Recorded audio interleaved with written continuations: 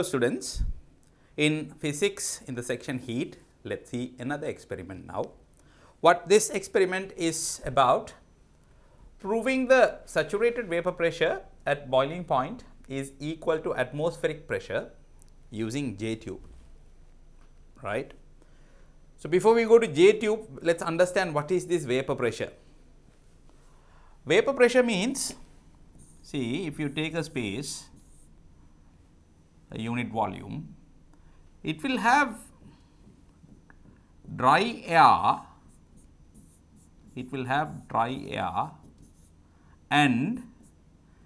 will have vapor,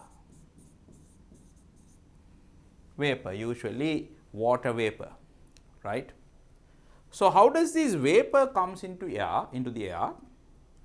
If you keep a glass of water or container of water, what will happen? First understand the vapor state and the liquid state of molecules. When they get more energy, they can't remain in the liquid stage, they move on to the vapor stage, because vapor stage molecules have high kinetic energy. They keep vibrating, they keep moving here and there. If you reduce that kinetic energy, then they become water, liquid stage. So, in the liquid stage compared to vapor, they become more bound to each other, more compact, they won't have much freedom to move around, so their kinetic energy drops. And these liquid stage molecules, when you compress further, right, when they reduce their kinetic energy, they go to solid state. This is how it usually works. So, vapor state, the kinetic energy of molecules is very high. Compared to that, in the liquid stage, the kinetic energy is lower, and when it goes to solid state, it is even lower. So, when you keep a container of water like this, they might get heat from the surface, from the environment, from the surroundings, and some molecules will get, when they get the heat, right, they convert that to kinetic energy. So, what will happen when they get more kinetic energy? They will go as vapor. Similarly, there will be vapor molecules, water vapor in the air, that if it loses heat, then it reduces its kinetic energy and they might change the state into water. That means, some molecules from the air will come down to water. Usually, there will be an equilibrium. Some of the molecules will be in the air, in the vapor state, some of them will be in the water state, liquid state. This is how it happens. Right. So, coming back here, this is how the vapor has come into the air. Not only from water, even like trees, people, all these substances, we have water content in us. So, there will be vaporizing happening from us as well, there will be water molecules leaving from us. See, if it is sweating to me, the sweat dries, meaning it vaporizes, right. If a tree, the leaves of the tree, if it dries, meaning the water content in that leaf goes into the air. This is how the vapor gets accumulated in the environment, in the surroundings, right. Then, so if we ask what is the pressure here, if you measure the pressure here, pressure is going to be the pressure exerted by dry air as well as vapor, because vapor molecules are there, dry air molecules are there, all of them exert pressure. So, total pressure of air here is the addition of pressure exerted by dry air and the pressure exerted by vapor. This is what we call vapor pressure, Then what is the meaning of saturated vapor pressure? What this saturated term means is, there is a maximum capacity of vapor in a volume. If you take 1 unit volume, that means 1 meter length, 1 meter width, 1 meter height. So, 1 meter cubed space if you take, volume if you take, there is a maximum amount of vapor that can stay here, because if we get more vapor beyond a certain level, to have their motion, because they have high kinetic energy, right, the space won't be enough. So, beyond the maximum point also, if you insert vapor into that, then since they don't have enough space, what they will do? They will change into liquid state. That is where we see the dew depositing on the surfaces. Right. So, that point is what we call saturated point. That means the space, that particular volume that you are considering, has the maximum amount of vapor it can have. Saturated vapor. So, what this says is proving that saturated vapor pressure at boiling point is equal to atmospheric pressure. So, what happens when water boils? Imagine if we are heating this, right. Okay. Normally, if you kept water, some molecules are going out, some molecules are coming in, there is a equilibrium. And also understand the external pressure, atmospheric pressure, will keep it pressed, so that the molecules can't go up. That is why it's remaining like this. What will happen if we start heating it? When we start heating it, these water molecules will get more energy, right. They get the heat energy. They convert that to kinetic energy. The kinetic energy keeps increasing. At some point, that kinetic energy will be enough to become vapor. So, all of them get that kinetic energy and they start going out. So, when these water molecules, all of them come out, that means at that point, imagine, think about this case. Okay, you get water molecules here, but the environmental pressure, atmospheric pressure is there, that won't let these molecules come out. They will keep pressing it, which means atmospheric pressure is greater than the pressure by these vapor. That is why they can't go out. They can't go out because atmospheric pressure will keep pressing it. But when you give heat continuously, when you give energy to them continuously, more and more molecules will come here. When more molecules come, right, within the confined space, there are more molecules coming in. What will happen? Pressure will increase. That means PV will increase, vapor pressure will increase. At some point, vapor pressure will become equal to atmospheric pressure. When you keep heating it, when all these molecules come out, pressure of vapor pressure increases, and vapor pressure at a point will become equal to atmospheric pressure. At that moment, these molecules, all of them, will try to go out, because now they have become equal to PA. So, PA will not be sufficient to keep them pressed in, right. PA and PV are equal. Then PV, the water molecules, right, will vaporize. They will go and mix into the air. That point is what we call boiling point, right. You know what we mean by boiling in the normal terms. When you heat the water, you see a lot of bubbles coming out. What is happening actually? Water molecules are getting converted into vapor and they are mixing with the air. So, at that moment, PA and PV, PA is atmospheric pressure, PV is vapor pressure, will be equal. That is what we are going to prove with this experiment. PA and PV are equal. How are we going to prove it? You can see there is this J tube. Let me show that separately for you. In the lab, you have an instrument like this.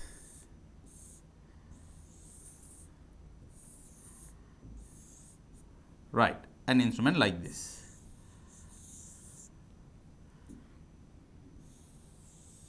This is what we call J tube. Here you will have a funnel like arrangement, so that if you want to pour any liquid into that, it's easy to pour. What we will do here, first we will pour this with mercury. When you pour mercury into this, mercury will fall here. What will happen? Mercury will fall like this. Look at this. So, what I mean to say, there will be some air trapped inside. it wouldn't have enough space to come out. The mercury will close because this is a very thin tube. So when the mercury is falling inside the tube, you know, this end is closed. So the air here will have no way to go out. Right. Then first thing you have to do, you have to tilt this, right, bring it like this. Bring it like this. And give space for this air column to go out. So when you tilt it and when you rotate it little by little, you have to do it very carefully. Mercury is there. So without dropping the mercury, without taking the mercury out, very carefully you have to tilt it and rotate it, roll it a little bit. Then these air will little by little go out. After the air is gone, this is what you will have. After the air is gone, mercury will be like this. Why is this side higher? You know, at this point what we have is atmospheric pressure, which means at the same level within the liquid, here also it has to be atmospheric pressure. Who gives that atmospheric pressure? This mercury column. That mercury column will give the atmospheric pressure initially. Right. Then what do? You fill it with a little bit of water on this side. So water will be floating on top of the mercury. Right, compared to mercury, water has less density. So it will be on the top. But my intention, I want to bring it to this side. So again you tilt it like this, give space to the water to go from here to here. When I am doing the experiment, I will show you carefully how we are doing it. Right, you can understand this better there when I am doing it. So after you somehow tilt it and send this water to the other end, finally you will have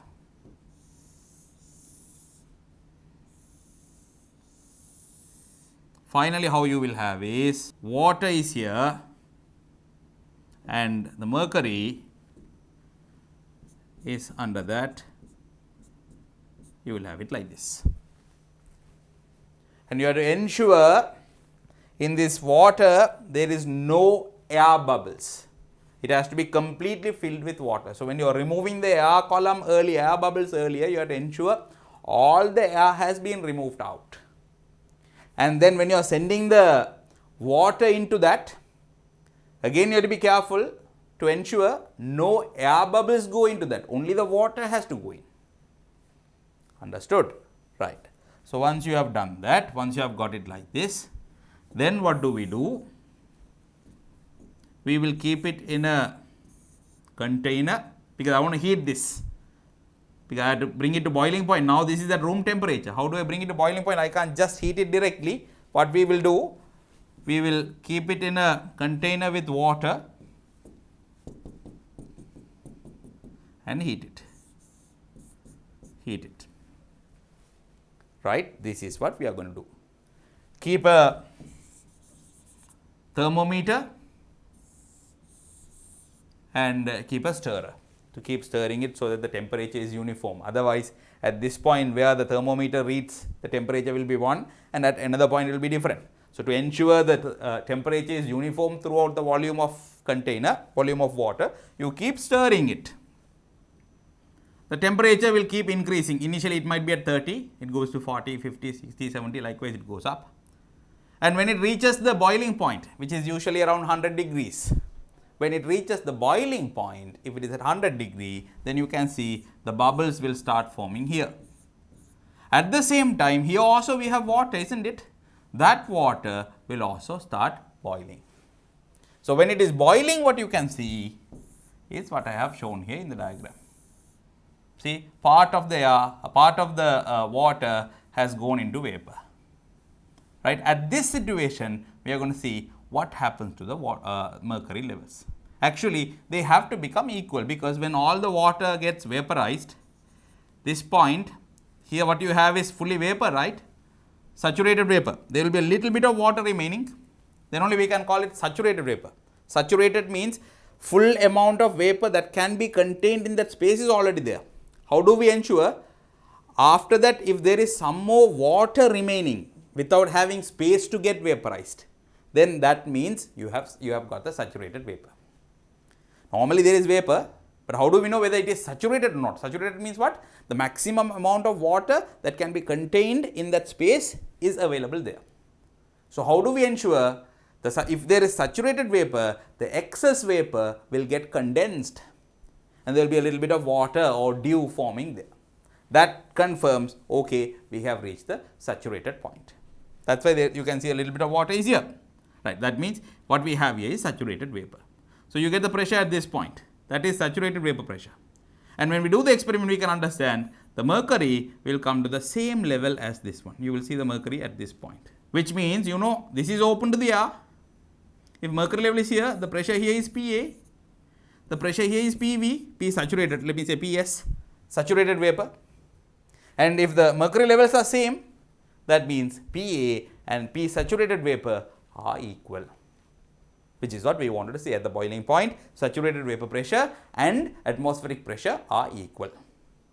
This is what we are going to do here. Very simple. You take the J tube, fill it with mercury, remove the air column and fill it with water into the closed end. Usually we have around 2 centimeter of water. If you have too much of water, then you need a very lengthy pipe, lengthy tube. So around 2 centimeter of water would be enough. 2 centimeter column of water. Then keep it in a container with water. Boil it, stirring it, measure the temperature. Right? This is what we are going to do. Shall we see what apparatus we need?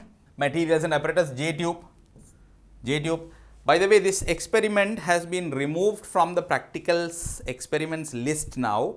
The reason is the students handling mercury in the labs is not encouraged due to some other hazardous outcomes. So to avoid that, the practicals the experiments that include handling mercury are avoided. Because of that, they have removed this experiment from your list. Still, this is in the theory. They might have eliminated the experiment. This is in the theory. So it can be still tested in an essay question, or in a structure question also in a different way they can test this. So just because it is not in the experiment list doesn't necessarily mean it will not be tested. It can be tested. Okay, right. J tube, sufficient amount of water, sufficient amount of mercury, thermometer, stirrer, Bunsen burner and stand. Why stand? The tripod actually. You keep the tripod and on top of that only you keep this and heat it up. And also we need a stand as well. Yes, a stand is required because to fix this vertically, right? To fix this vertically, to fix the thermometer, you might need a stand as well. Understood? This is what we are going to do. Let's see the process. Method. Fill the J tube with sufficient amount of mercury. Remove the air from the closed end of the tube. In the closed end, there will be an air column trapped there. Remove it. Insert few drops of water to the closed end of the tube and get water column approximately 20 millimeter length. Very carefully you have to insert it. Right, when I am doing the experiment, I will show you. See the technique, how we are sending it through. Fix the tube vertically within a container with water. Heat the system. Observe the mercury levels being equal when the water starts to boil. When it reaches the boiling point, you can see the mercury levels are equal. Right? So this is very simple concept, simple experiment. Let's see whether we can achieve the expected outcome. The main apparatus we have here is this tube. We call it J tube. Right? You know the reason why it is called J tube. Look at the shape of the tube. Right? Because of this shape, we call it J tube. I'll show you when we do the experiment how to use that, how to fill that with mercury. I'll show you. Then in this small beaker, we have mercury, right? And this is water. This is the water that we are going to fill in the J tube, boil it and see the pressure. And why we keep this lengthy or tall beaker?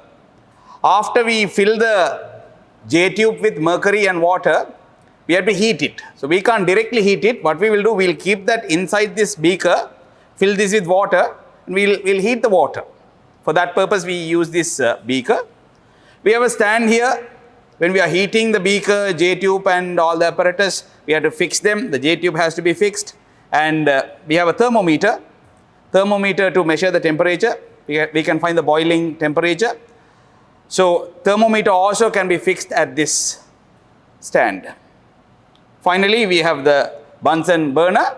Using this only, we will be heating the water and J tube together. This is all the apparatus we have in this experiment. First thing we are going to do, we will take the J tube, fill that with a certain amount of mercury. I'll show you how to do it. Take the J tube.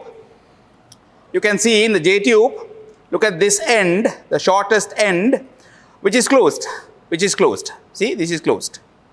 And the other end is open. You have a funnel like a funnel kind of arrangement. It's open.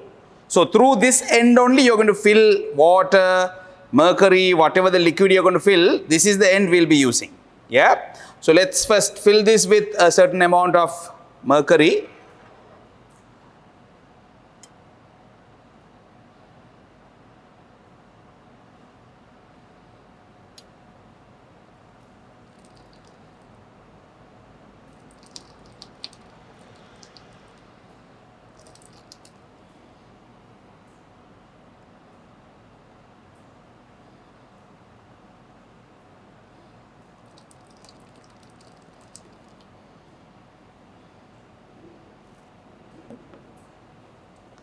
Right. See, I have filled this with mercury. So the mercury is starting from here and up to here, it's mercury. Can you see that? Starting from here up to here, it's mercury. And in this end of the J tube, some air has been trapped. This is air inside that. So how do we get this air out of it? The air that is trapped in this end of J tube, we have to get it out.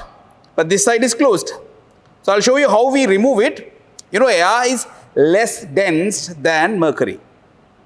Right? Mercury is a metal in liquid form which is highly dense. It's dense than air. It's dense than water. So what will happen if I give some space here, if I can create some space here, the water will try to come on top of it. Water, the air and water will not stay below the mercury. It will come above the mercury because they are less dense. So all what I'm going to do, I'll create some gap here so that they can come out. Like the water, in water, if there is air in the bottom, you can see it comes as bubbles, right?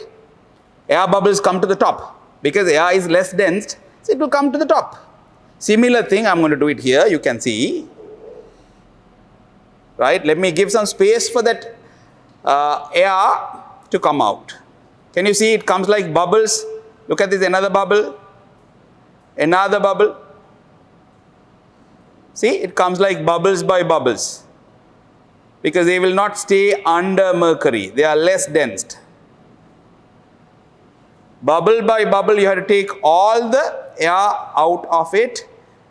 And the closed end of the J tube has to be fully filled with mercury.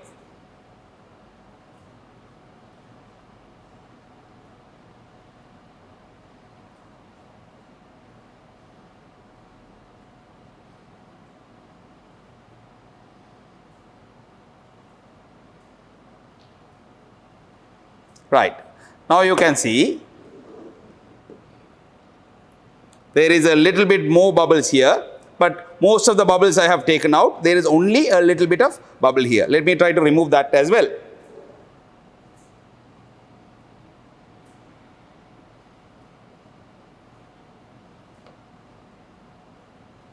Probably I have to fill some more mercury into this. I think the amount of mercury is not enough. We'll fill some more mercury into this.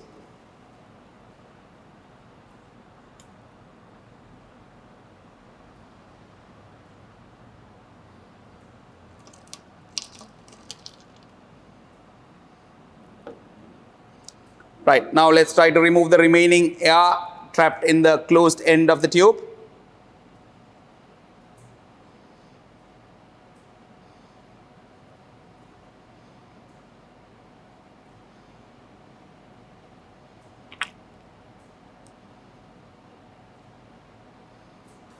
Students, so now you can see I have removed all the air on this side. So the closed end is fully filled with mercury. Mercury starts from here and all the way up to here it's mercury what we have, right. So suppose if I take a level here, let's take this level, it's the same liquid, right. So the pressure here is the atmosphere pressure because it is open to the air. At the same horizontal level, if you take a point here, that also has to be at the same pressure because liquid at same horizontal level, wherever you measure, it maintains the same pressure. The pressure here and pressure here will be same. So how did we get atmosphere pressure here? This height of mercury, because of its weight, it will be giving a pressure, right? Because of the weight of mercury. That pressure is equal to the atmosphere pressure at this point. The weight of mercury at this point gives a pressure, it exerts the pressure. That pressure and the atmosphere pressure will be equal. Alright. Now what we are going to do, let's fill some more water into this. Because we are going to see when water boils, what's the pressure. Let's fill some water and we have to get that water to this end, to the closed end. How do we do that? In the similar way we took out the air bubbles out. In the similar way we can drop few milliliters of water here and we can send it to the other side. Don't put too much of water. Usually around 2 centimeters of water is what is preferable. So we'll fill this with around 2 milliliters of water.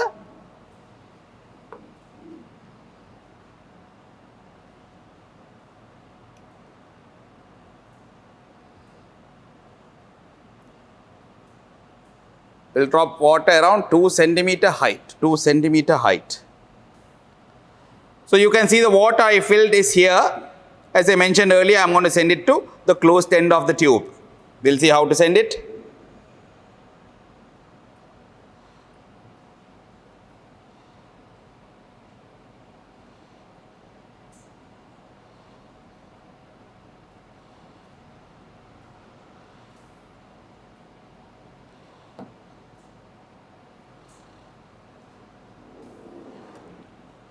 Make sure you send only the water, not the air bubbles.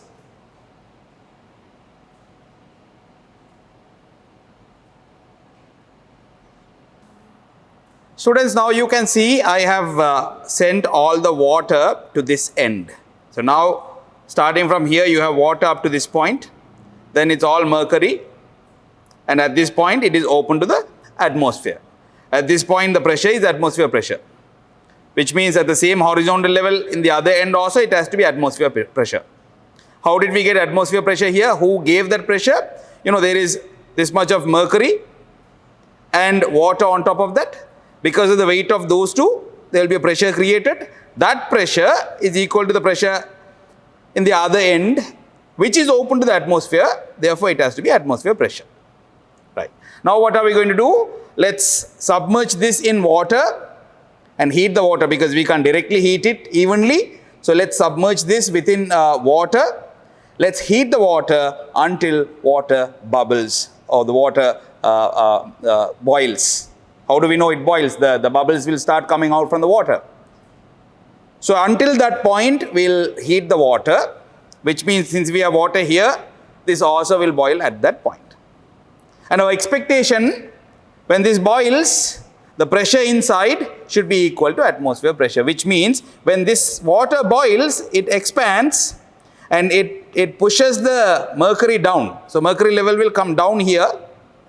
On the other hand, this will go up at 100 degrees when it boils. If the boiling point is 100 degrees, at 100 degrees, at the boiling point, both mercury levels have to become equal. This is what we are going to do. So let's see how we can heat it. As I stated, let's fix this J tube with water and mercury. Let's keep it fully under this, within this beaker.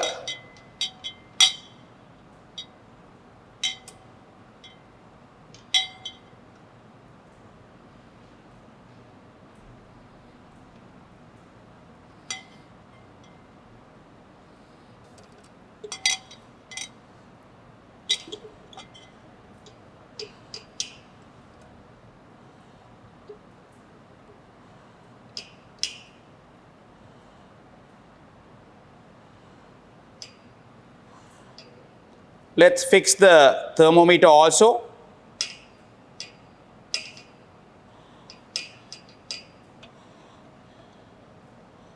We need to check the temperature when the water boils.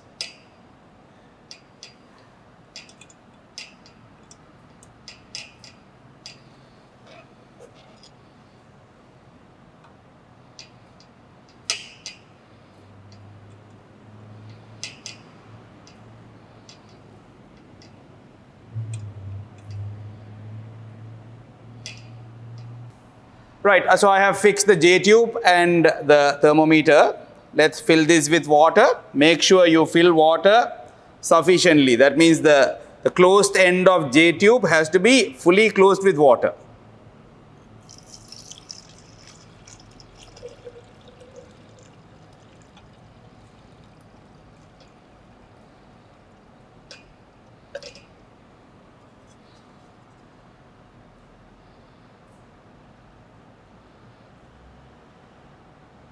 Yes, now it is fully closed. Now we can check the temperature. Students, now you can see the temperature, which must be the room temperature, which is at around 28 to 29 degree we have here, 28 to 29. Now let's start up the Bunsen burner and heat up the water. Until which temperature? Until water starts boiling, we are going to do this. Let's start it. Now you can see the burner is on. So the water is getting heated, right? Time to time keep mixing it, because the water might not maintain uniform temperature, right? That means towards the bottom it might have high temperature, towards the top it might have slightly lower temperature. To maintain uniform temperature, we keep mixing it. That's why we use this stirrer. Keep stirring it, right? Until which point? Until it reaches the boiling point, which we expect to be 100 degree temperature. At the usual atmosphere pressure, it has to be 100 degrees centigrade. What will happen when the water boils? You can see in this tube, in this corner, the water you have, that also will boil. When water boils and when the state changes to gas, when it becomes steam, it expands. So since it needs more space, when it expands, when it boils basically, it will push this mercury level down, right? That mercury level will come down. Then the other end mercury level will go up. And both mercury levels have to become equal, indicating the pressure inside the steam, or when the water boils, the pressure there and the atmosphere pressure are equal. At which temperature we are expecting this? At 100 degrees we are expecting this. Let's heat the water up to 100 degree and see whether we get this outcome. Now you can see the temperature. It has just passed 70 degree. It has just passed 70 degree. You can see that it's just past 70 degree. The water has not boiled yet. We are expecting it to boil at around 100 degrees. Right? This is at 70 degree now. You can see 70, 71. The level of mercury, still there is a difference, you can see. Right? So what we expect is when it reaches 100 degree, approximately 100 degree, the water has to boil. When the water boils, the water inside the tube also boils. So it expands when it changes the state into steam. Then because of the expansion, there will be a change in the levels of mercury. The mercury will be shifted.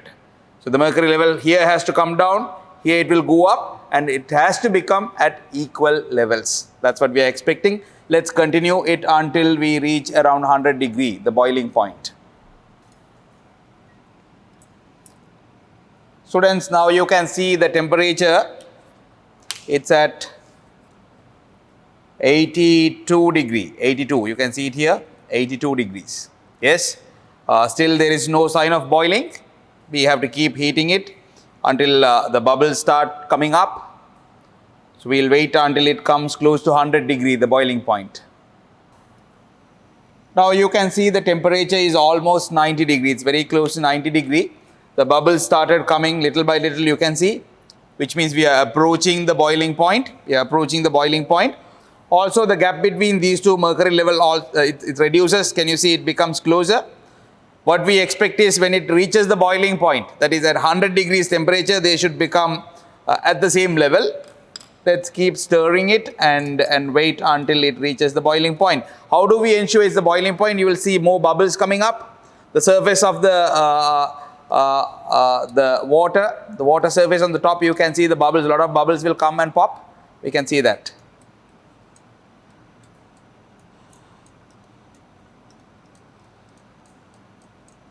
Now it's almost 92 degrees. 92 degrees. See, it's 92.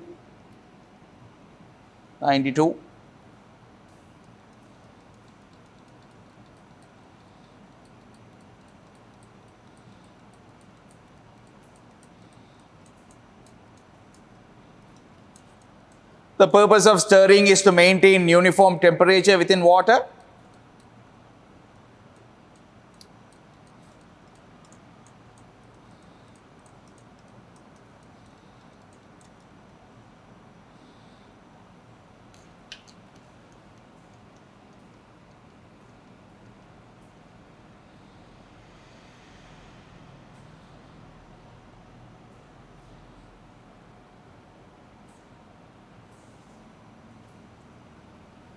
The temperature keeps rising. You can see it's now 94. It's almost 94. You can see here.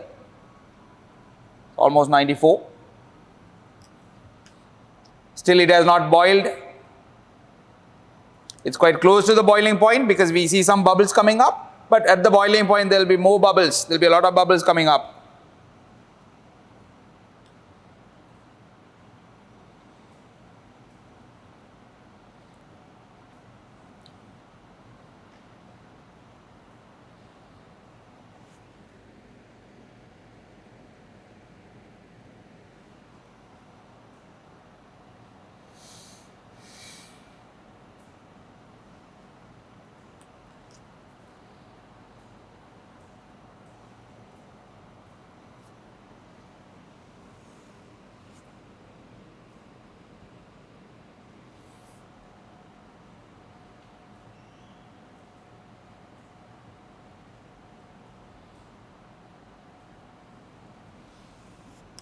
Now the temperature has reached 95 degrees.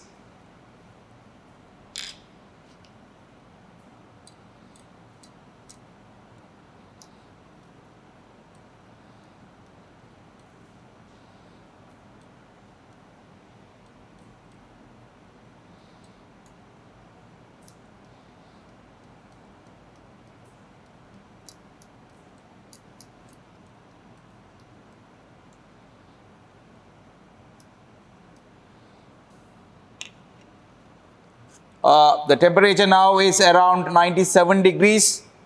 You can see the levels are coming quite closer. The gap has reduced significantly.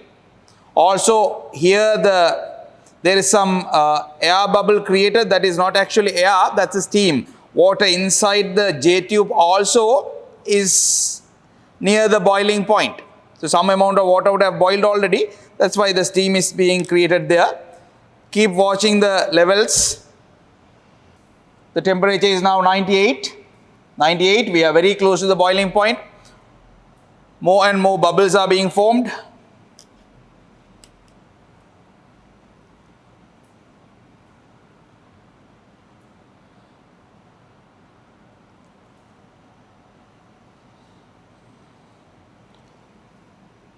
It's 98 now. 98. It has just passed 98 also.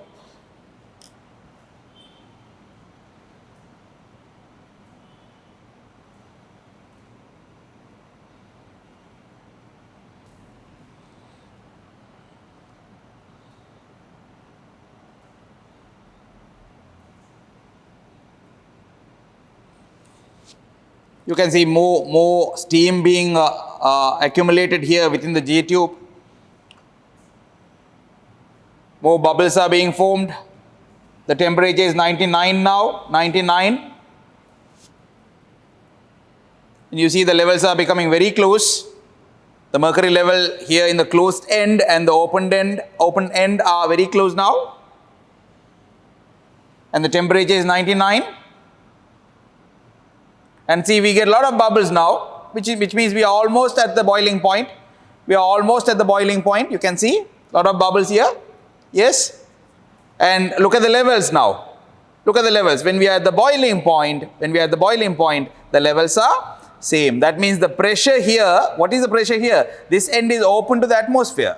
So this end, the pressure is atmosphere pressure. Since the other end is at the same level, it's the same liquid, you will have the same pressure at the other end as well. Look at the temperature now. It has just passed 99. It's almost 100 degree. It's almost 100 degree. Can you see here? It's 100 degrees. So at 100 degree, when the water boils, that means the boiling point of water, we have seen the pressure, atmosphere pressure, and the pressure inside the J tube within the water, it has been same. This is what we wanted to verify with this experiment. Alright students, now let's see what questions have come in the past exams regarding this experiment. I have taken a very old past paper question. This is from 1984 advanced level paper, which was even before you were born, right? Probably even before some of your parents were born. 1984. 2 tables to learn about humidity are given below. First table is about relative humidity. Second table is about saturated vapor pressure. And what this table says is dry bulb temperature in degrees centigrade and drop in wet bulb. Let me explain it to you what this is dry bulb and wet bulb stuff. Look at this. What we do in the room temperature, we keep 2 thermometers. 2 thermometers.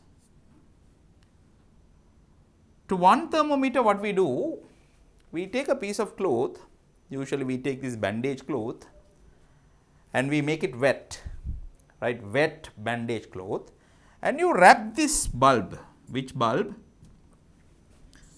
You know, end of this, bottom of this thermometer, there is this bulb, right, that is where the mercury is there. That is what senses the temperature. You cover that with, you wrap it with wet bandage cloth. So now you have 2 thermometers. One is the normal one, you have not done anything. For the other one, you have wrapped the bulb with a wet bandage cloth. Then this is what we call wet bulb thermometer. This is what we call dry bulb thermometer.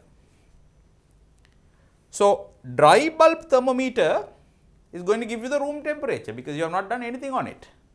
It just shows the room temperature. Dry bulb temperature. So these are the room temperatures, 25, 26. So I can say this is room temperature, theta R. What will happen to the wet bulb?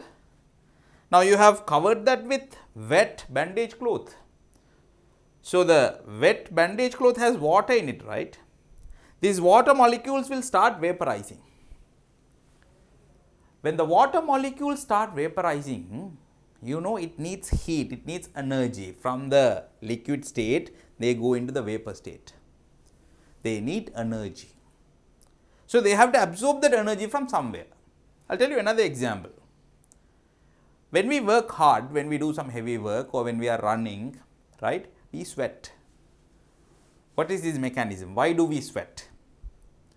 See, by design, our body has to remain at a particular temperature.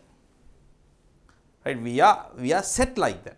My body temperature has to be this many degrees centigrades. What will happen when we work harder, when we are running or when we are doing some work?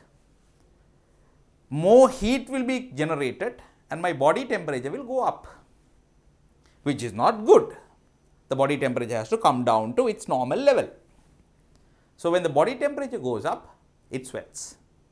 Because when it sweats, the water drops, the sweat drops, they will vaporize. When they vaporize, they absorb heat from the body and they vaporize because they need energy to vaporize. This is why the body sweats. So when the sweat drops, when they vaporize, they absorb heat from the body, right? Since they absorb heat from the body, body temperature will again come down. This is the sweating mechanism, why we have sweating, right. So, the point you have to take from there, when the water molecules, when they move into or when they change the state into vapor, they need energy, they absorb heat. The water molecules here, when they move into vapor, when they change the state into vapor, they absorb heat. From where? From this thermometer, basically from the bulb of the thermometer, right. Then, if the room temperature is, let us say 30 degree, since this water vaporizes, it absorbs heat from the bulb there, that bulb is not going to be at 30 degree, that is going to be somewhat at lower temperature. Do you understand why it is going to be lower? That might be say 26 or 27 or something, it will show. Let us say it shows 27 or 26. Why is it lower? Because the water vaporizes. When it vaporizes, it absorbs heat from the bulb. Right. Now, the question is, the vaporizing ability of water, what is going to influence that? How much of water is going to vaporize? At what rate it is going to vaporize? That depends on this environment, humidity as well as temperature. If the environment's relative humidity, let me say relative humidity.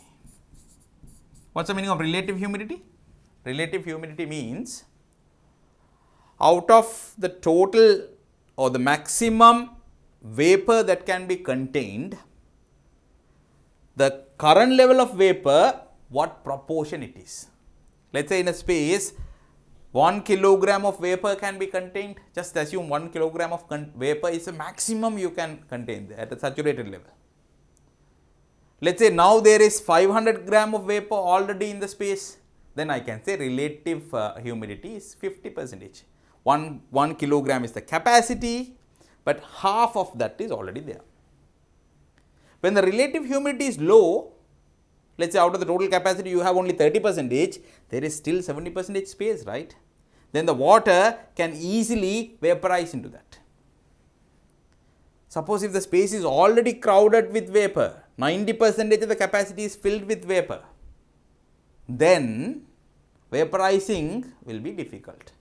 New molecules going into that, new vapor molecules going into that will be difficult. So, the vaporizing rate depends on the humidity, right. So, let me take 30% relative humidity and 90% relative humidity just for example.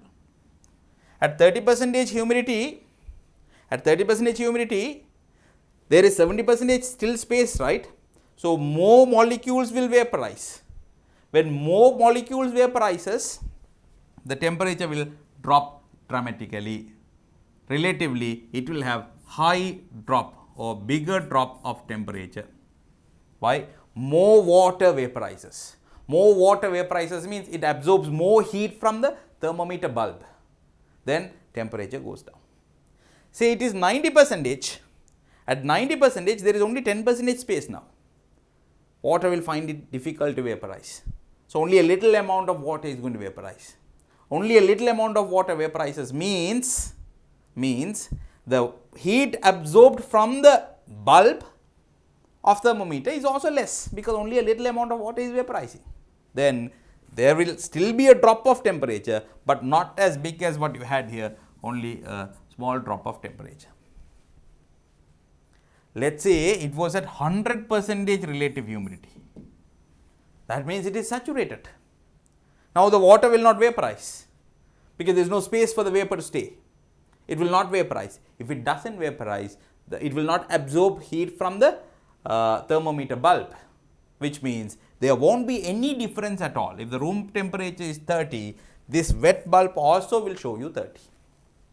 Why? No vaporizing is happening there. Do you understand? Right. So, based on the difference between this temperature and the wet bulb temperature, depending on the difference between these two, we can guess how much is the humidity. If the difference is high, humidity, relative humidity will be low. Difference is high means more molecules are vaporizing. More molecules are vaporizing means the relative humidity should have been low, right? then only you have space to accommodate more vapor molecules. So if the difference between these two is high, relative humidity is low. Suppose if this difference between these two temperature readings is low, that means not much of heat is being absorbed from here, meaning not much of vaporization happens, which means it's already having high relative humidity. Look at the table here. When room temperature is 25, dry bulb means room temperature, right? Okay, 25. If the drop in wet bulb, the difference is only 0.5 degree, then relative humidity is 94%, high relative humidity, because there is a small drop only. Whereas if room temperature is 25, if the difference is 4, that means if the wet bulb shows 21 degree, 25 difference is 4, look at the relative humidity, 70% is the relative humidity. Compared to this is low relative humidity. There is 30% space still available.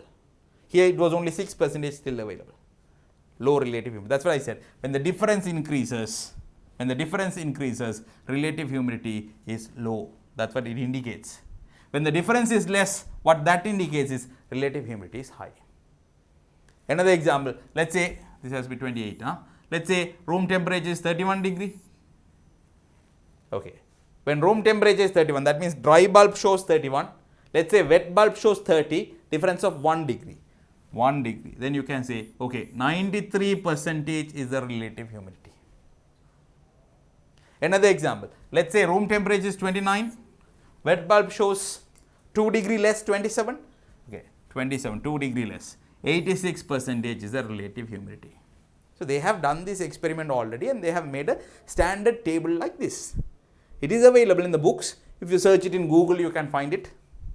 Right? Dry bulb, wet bulb table or relative humidity table. You search that, you will get this. Right? It's available. It's a standard table. They have already done repetitive researches on this and they have come up with this table.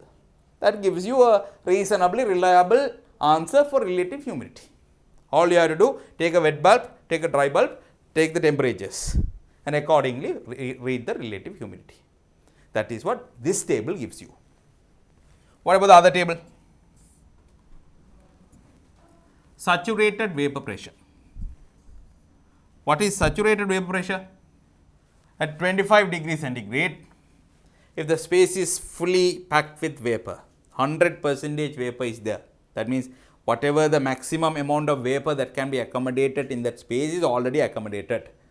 If that is the case, the pressure given by that vapor is 23.78 millimeter mercury. You know, saturated vapor pressure depends only on the temperature. Because if the temperature is high, then you can see more vapor can be accommodated. Then the pressure will be high. Temperature is low, very quickly they get condensed. The dew forms quickly.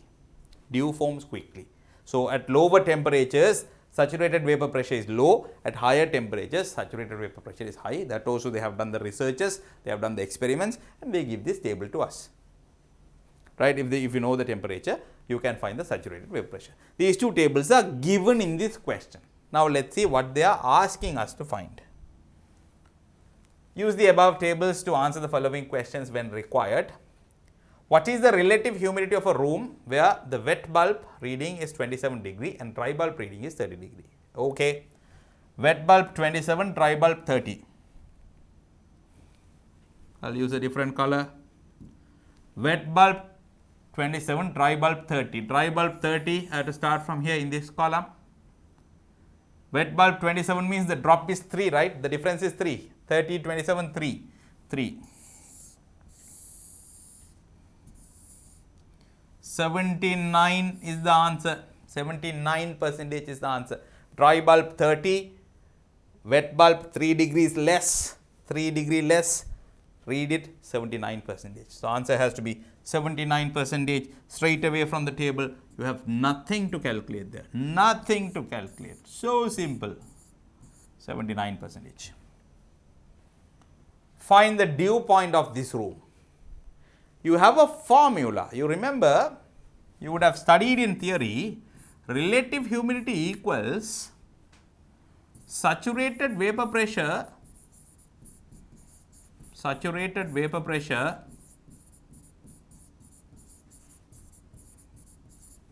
at dew point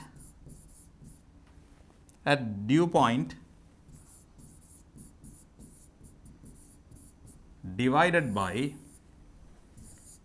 saturated vapor pressure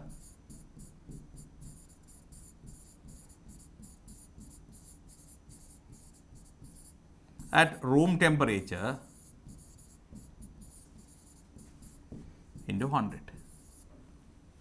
We have a formula like this, P naught by P into 100. Relative humidity, we have got it as 79. Saturated vapor pressure at dew point, we don't know that. Let it be P naught because we don't know the dew point. That's what they're asking us to find. Room temperature, what was the room temperature? Dry bulb reading is 30. So, room temperature has to be 30. Go to the saturated vapor pressure table. 30 degree, what's the saturated vapor pressure? 31.87. 31.87 millimeter mercury. 31.87 into 100. If you solve this, you can find P naught. That means at dew point, what is the vapor pressure? You can find it, saturated vapor pressure. Again, go to the saturated vapor pressure table. You know the pressure, you can find the dew point.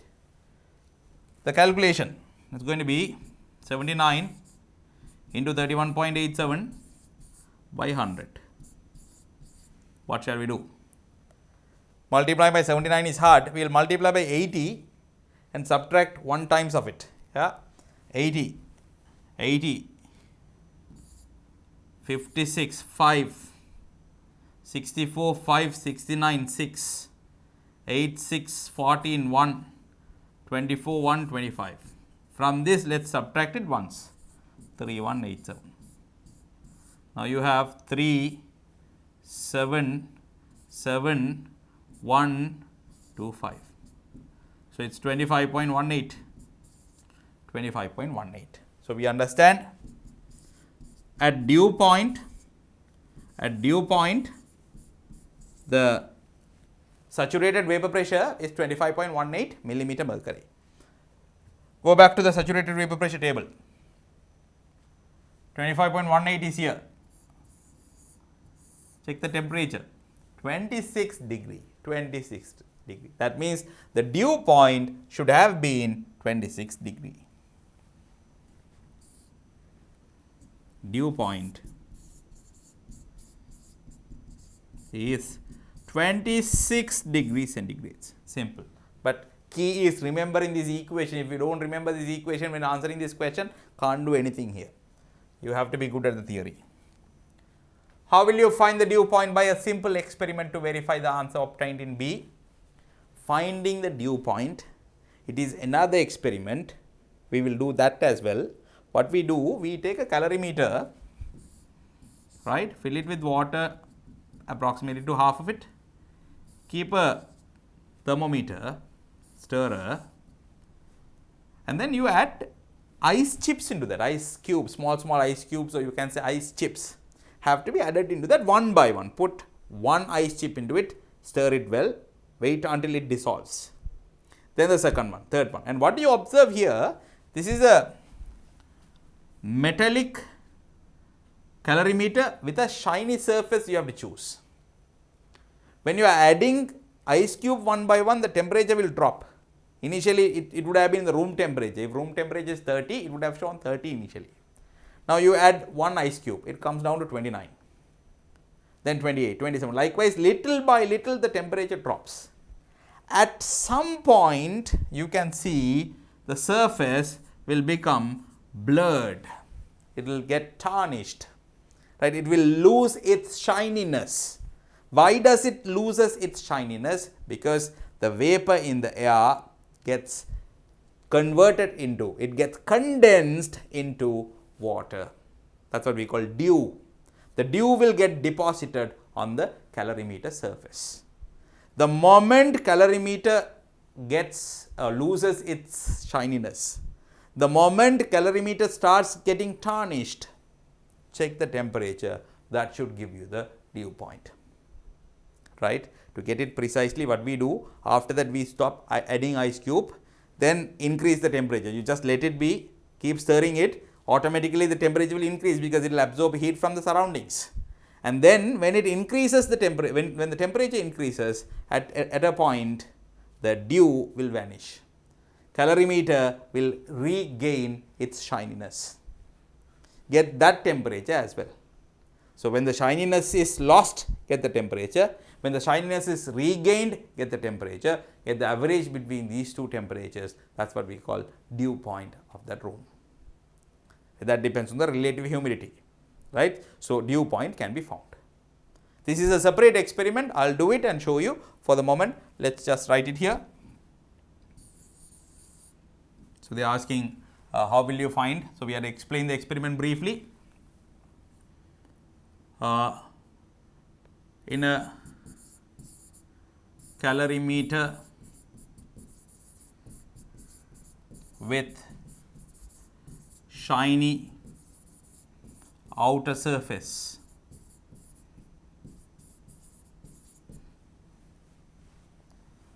fill sufficient amount of water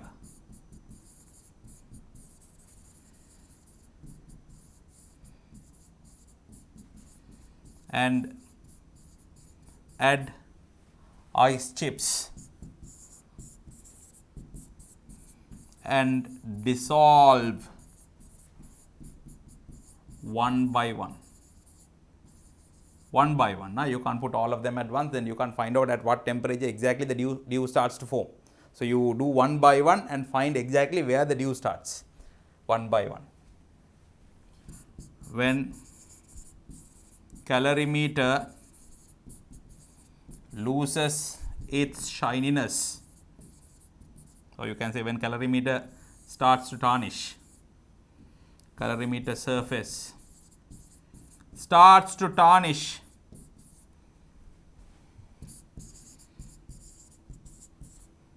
note down the temperature.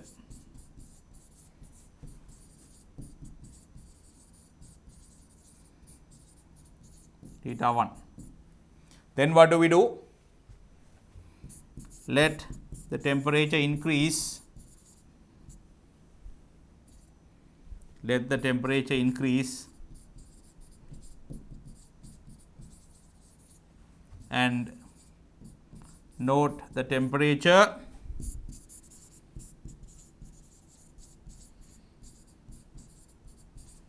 at which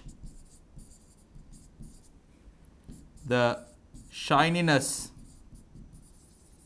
reappears.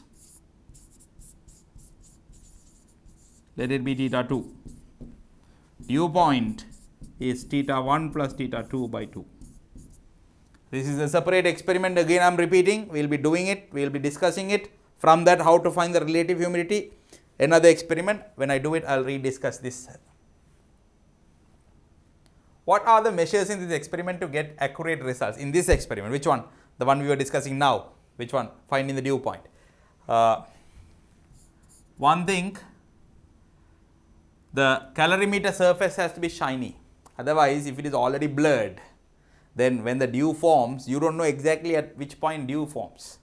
Right? So you have to have a polished calorimeter surface. Polished calorimeter. Then add ice cubes one by one. Add and dissolve ice chips one after the other. Then only you can find out the exact temperature at which it gets tarnished. Right? Imagine if the dew point is 25. When you add little by little, you can figure out, okay, at 25 dew forms. If you put all of them at once, from 30 degrees, suddenly it might go to 20 degree. Then anything below 25, anything below dew point will have dew on it. So even at 20, you are going to see dew. Then you might mistake 20 as the dew point, whereas 25 would have been the right dew point. Right? So you have to add one by one and clearly observe it. What else we can do here? We do another thing here to find out the point at which the shininess disappears. We keep another calorimeter, another identical calorimeter with polished surface without doing anything, just for comparison purposes. Just for comparison, so that when one is there without any change, one starts to get tarnished, you can easily note it, right? Have another calorimeter. Have another identical calorimeter to compare. Right? These are the precautions measures that we take to ensure accuracy of answer is improved. One more thing we can see, why we take the average. Average theta 1 and theta 2. Theta 1, theta 2 I already explained here. What is theta 1? When the shininess disappears, it's theta 1. And when it reappears, it's theta 2. Get the average, that's precise. Or that's more accurate. What will be the relative humidity if the room temperature falls to 27 degrees centigrade? Okay. Relative humidity is saturated vapor pressure at dew point, saturated vapor pressure at room temperature into 100. Saturated vapor pressure at dew point, we found it. Where was that? 25.18 millimeter mercury. 25.18.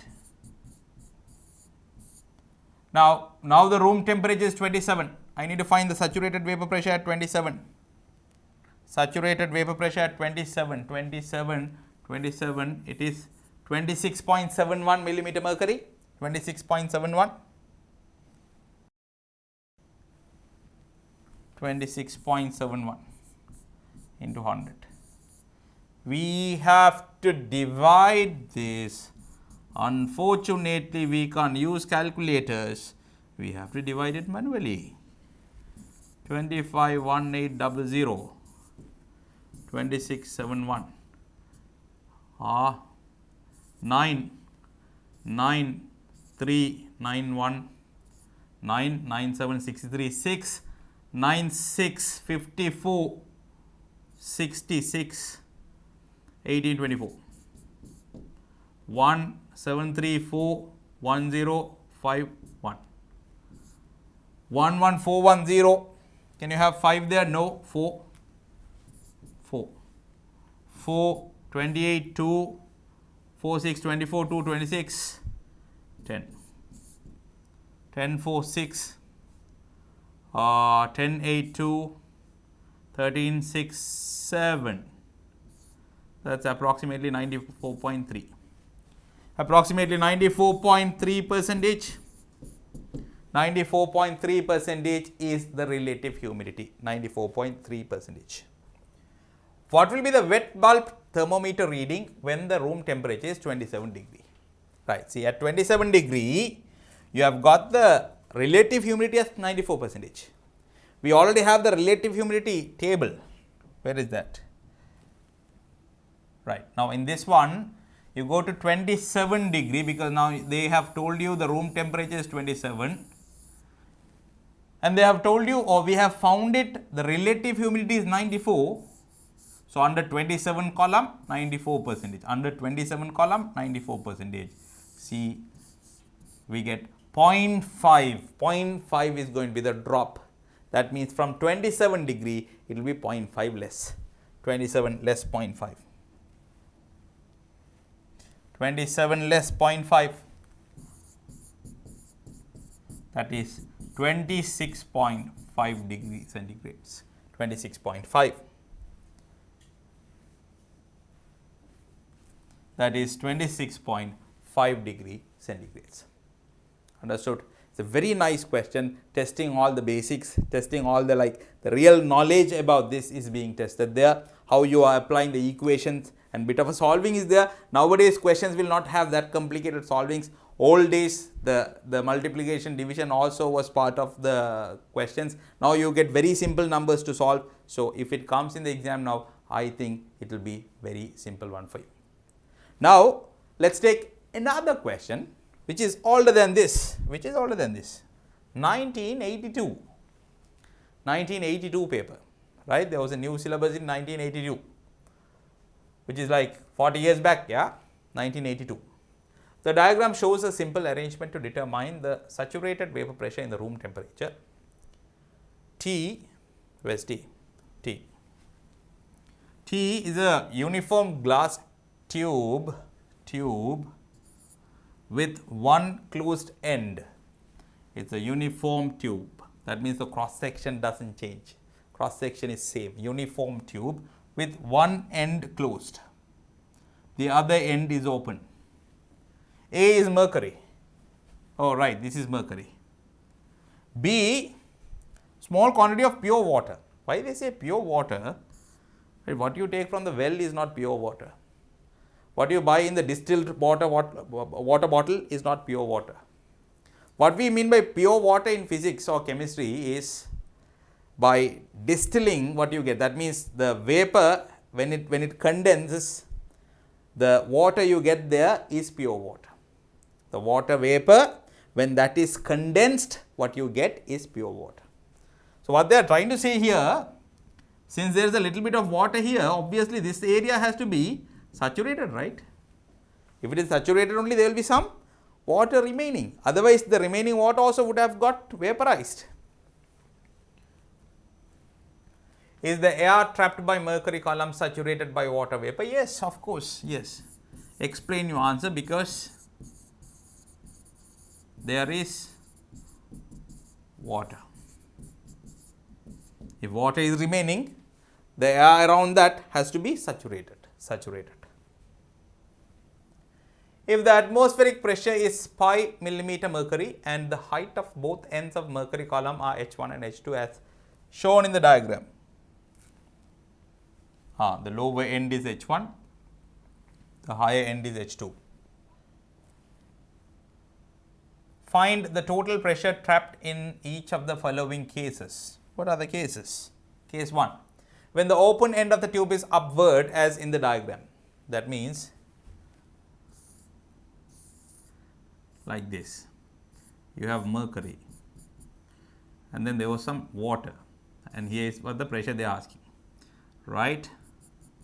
H1, H2. You know, at this point it has to be atmospheric pressure, which is pi.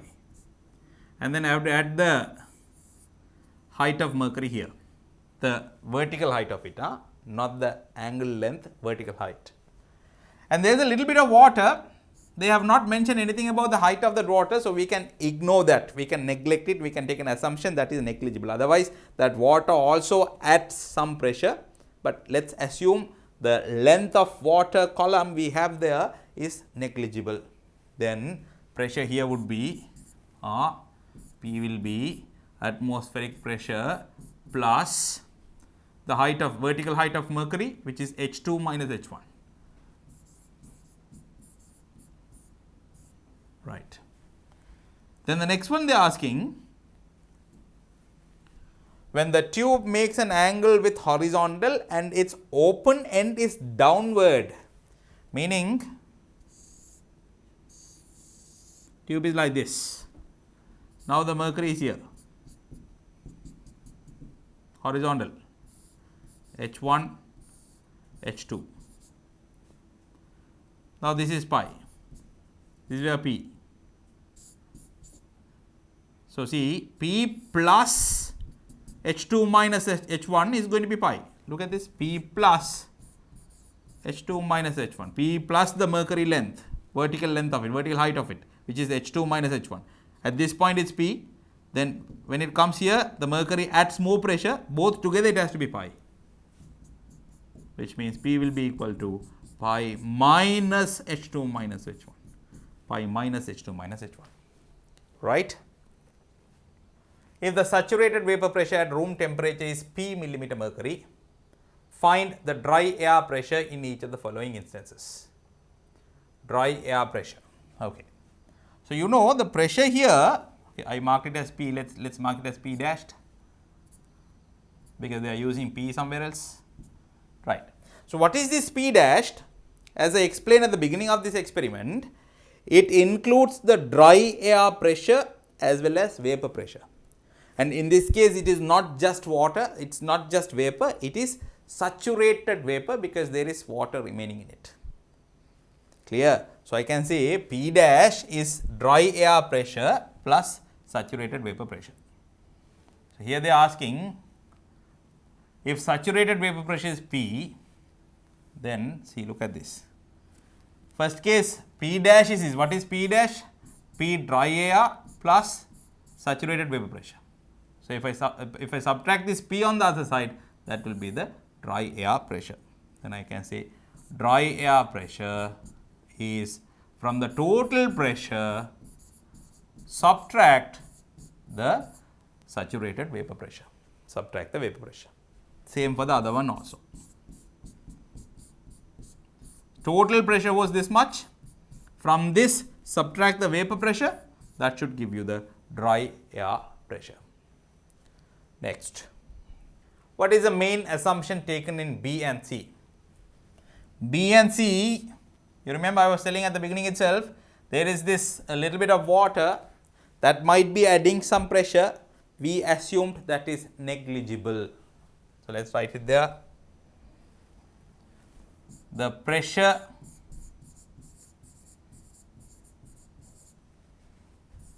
added by the water is assumed to be negligible. Negligible. Pressure added by water column is assumed to be negligible. The experiment is done to find the value of P in room temperature. H1, H2 and L are measured by changing the tube's angle of inclination. Write down an expression to find the volume of P by a straight line graph. Value of P. Okay. See, now the L comes into play, right? What is L? L, what was L? What was L? Can we go back and see? L is the length of this air column, right? L. Okay. So, let me draw that again here. This is mercury. This is H1, H2. This is L. Since L comes into play, the volume of air matters here.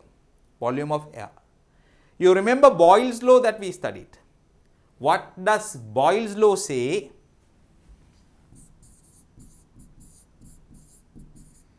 What does Boyle's law say? Pressure into volume is constant. PV is constant. Pressure is going to be pi H2 minus H1 minus P. P is what? Saturated vapor pressure. If you subtract that only, you can get the dry air's pressure. Into volume. Volume is going to be L into A, cross section A. L is the length of it. It has to be a constant. Now, what do? They change the angle. When they change the angle, H2 and H1 will change, which means the pressure will change. H2, H1 changes means pressure will change. When pressure changes, accordingly L also will change. So, H1, H2 changes, accordingly L changes. H1, H2, accordingly L, which means independent variable is H1, H2. Depending on H1, H2, L is going to change, right. So, when I am drawing y equals mx plus c graphs, what we take in the y axis is the dependent variable. What we take in the x axis is the independent variable. So, here what we are changing in on H1 and H2. So, H1, H2 related things can come to x axis, anything regarding L can come to y axis. Let us change it accordingly.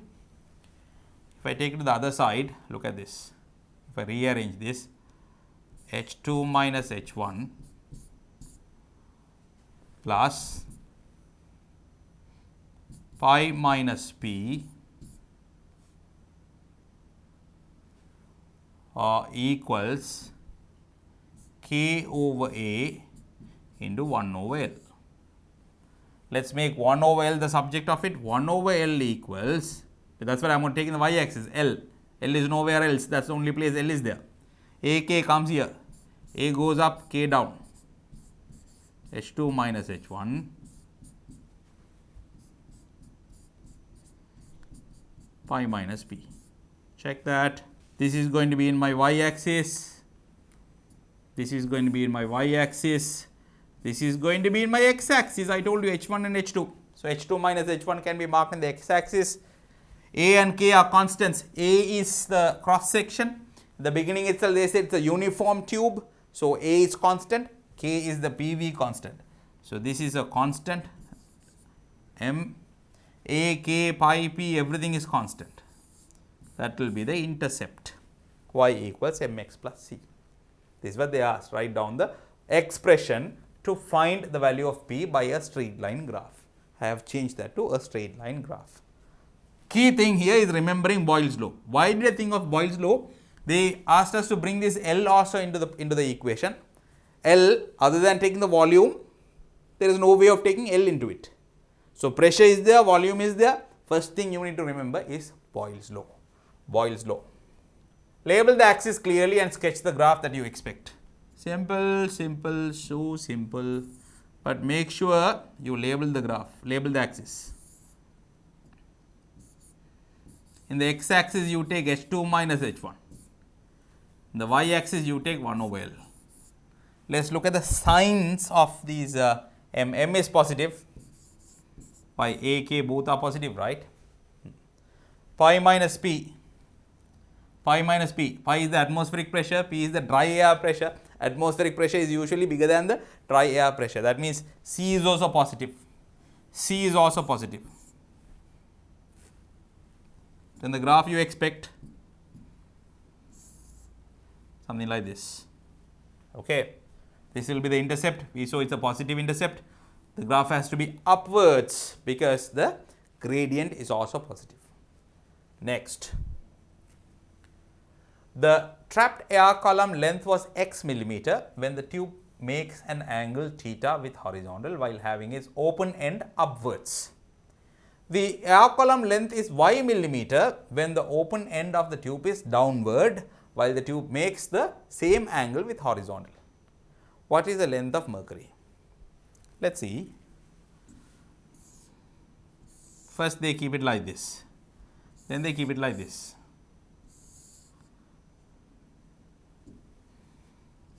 Open end is up. Now they are talking about this length, mercury length. Let it be L. Let it be L. The angle is theta. So no more H1, H2 talks. It's L and theta now. Okay. The second instance, this is how the mercury length is, L. It makes the same angle with horizontal, theta. So, see the pressure here has to be pi plus I need to take the vertical distance, right, this much. So you get a right angle triangle here where this side is L, this is theta, then the other side has to be L sin theta, L sin theta. With the angle if you fold it, it's L cos. Against the angle if you fold it, it's L sin. So it's against the angle, L sin theta. From the hypotenuse to the side with the angle, it will be cos. Side against the angle, it's sin. L sin theta minus saturated vapor pressure. That's the pressure here. So since we have two cases, we can continue to apply the Boyle's law. PV constant, PV constant, right? P1 V1 equals P2 V2. That's what I'm trying to do. PV is constant, and they said this length is x. So volume is x into A. For the other one, atmospheric pressure is pi minus L sin theta. It will be this time, because when you're going upwards, it has to be subtracted. Pressure reduces. The same thing, L sin theta. This is L. Theta is here. L sin theta minus saturated vapor pressure. This will give you the dry air's pressure into volume. This time they said this length is y. Y into A. Have to solve this and make capital L the subject of it. That's what they're asking. What is the length of mercury? Length of mercury is what I have marked as capital L. Let's find capital L. A can be cancelled. A can be cancelled. Let's see.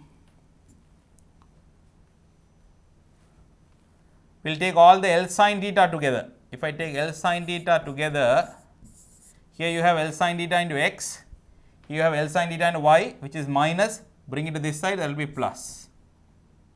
Right. So, L sin theta x plus L sin theta y, I took L sin theta out, x plus y. On the other side, whatever is with pi, what is there? You have a y there. Here you have pi x goes to the other side as minus x. Then minus p is there, y. Here you have minus px, it goes to the other side as plus px, but you have taken a minus out. So, another minus I have to put in, then only it will be plus px. Y minus x is common. Take y minus x, then you have pi here, p here. So, take L the subject of it, y minus x pi minus p over x plus y or y plus x, however you say, sin theta. That would have been the length of mercury that we have used here. Clear? What did I use here? The Boyle's law basic. Again I have used P1 V1 equals P2 V2. Pressure into volume remains constant. Clear? See how nicely they have brought Boyle's law also into this experiment and they connected it here. Right? Cool. So, this is what the past paper questions that I can show you from very old past papers. Very nice questions, testing the theory, testing the basics, try to understand them. Don't worry too much about the complications you may have in solving, because in the modern exams, solving is not that badly tested. So, you can focus on the concept, right. So, that's all in this experiment and the questions. Practice all this. Let's meet up with another experiment soon.